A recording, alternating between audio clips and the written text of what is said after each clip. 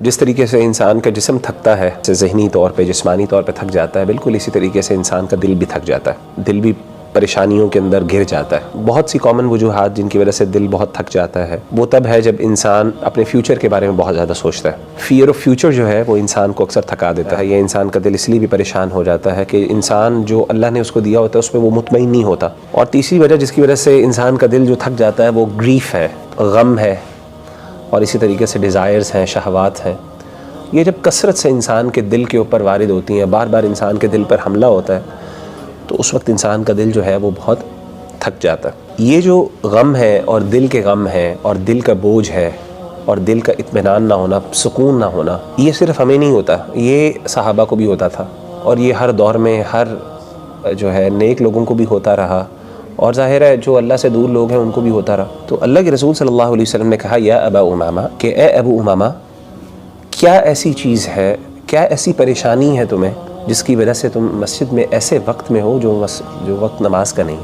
تو سیدنا ابو امامہ نے کہا کہ یا رسول اللہ صلی اللہ علیہ وسلم، یعنی مال کی پریشانی اور اس کی وجہ سے پھر غم، مطلب زندگی بہت مشکل ہو گئی، ٹف ہو گئی ہے، اور اس پریشانی کی وجہ سے، اس کیفیت کی وجہ سے میں یہاں پہ مسجد میں آ گیا۔ آپ امیجن کریں کہ صحابہ جو تھے، جب ان کو پریشانی ہوتی، مشکلات ہوتی اور وہ اس طرح کے غم بوجھل ہوتا تو وہ کدھر رخ کرتے؟ مسجد میں رخ کرتے تھے۔ تو آپ نے کہا کیا میں تمہیں کوئی ایسی بات نہ سکھا دوں یا ایسے کلمات نہ سکھا دوں کہ اگر وہ تم کلمات کہو یا وہ دعا کے کلمات تم اللہ کے سامنے گڑ گڑا کے پیش کرو تو اللہ تمہارے غموں کو تم سے دور کر دے، تمہاری پریشانیوں کو، تمہاری انزائٹی کو تم سے دور کر دے۔ ہموم کہتے ہیں پریشانی کو۔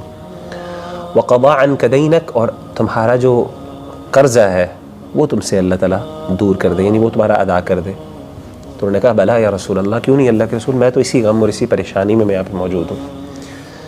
آپ صلی اللہ علیہ وسلم نے فرمایا اذا اصبحت و اذا امسیت، جب بھی تم صبح کرو یا شام کرو، یعنی صبح اور شام کے اذکار کے اندر ایک بندے کو دعا پڑھنی چاہیے، وہ نبی صلی اللہ علیہ وسلم نے لکھا، اور وہ کیا تھی؟ آپ نے فرمایا اللہم انی اعوذ بک من الہم والحزن، اے اللہ میں تیری پناہ میں آتا ہوں ہم سے اور حزن سے۔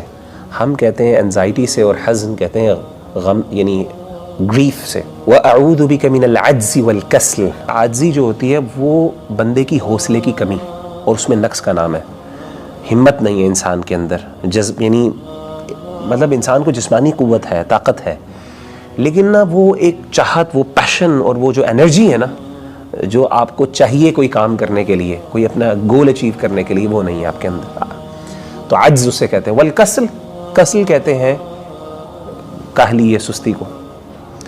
وَأَعُوذُ بِكَ مِنَ الْجُبْنِ وَالْبُخْلِ، اور اللہ میں تیری پناہ میں آتا ہوں جبن اور بخل سے۔ وَأَعُوذُ بِكَ مِنْ غَلَبَةِ الدَّيْنِ وَقَهْرِ الرِّجَالِ، اور اللہ میں تیرے پناہ میں آتا ہوں قرضے کے غلبے سے، وقہر الرجال، اور لوگوں کے قہر سے، مردوں کے قہر سے، یعنی دشمن کے قہر سے اور اس کی زیادتی سے۔ تو کہتے ہیں کہ میں نے یہ دعائیں پڑھنا شروع کی صبح شام، تو اللہ تعالیٰ نے مجھ سے یہ دونوں چیزیں دور کر دیں۔ آپ دیکھیں کہ نبی صلی اللہ علیہ وسلم، یہ ایک روحانی، یہ دل جب بھاری ہو، پریشان ہو، یعنی انزائٹی نہ جا رہی ہو، اس طرح کے حالت میں ہو، انسان کو سمجھ نہ آ رہی، انسان کو نا بعض اوقات نکالنے کی ضرورت پڑتی ہے۔ کہاں پہ نکالنے؟ کوئی جگہ بھی نہیں مل رہی ہوتی، غصہ بھی نہیں نکال سکتے کسی۔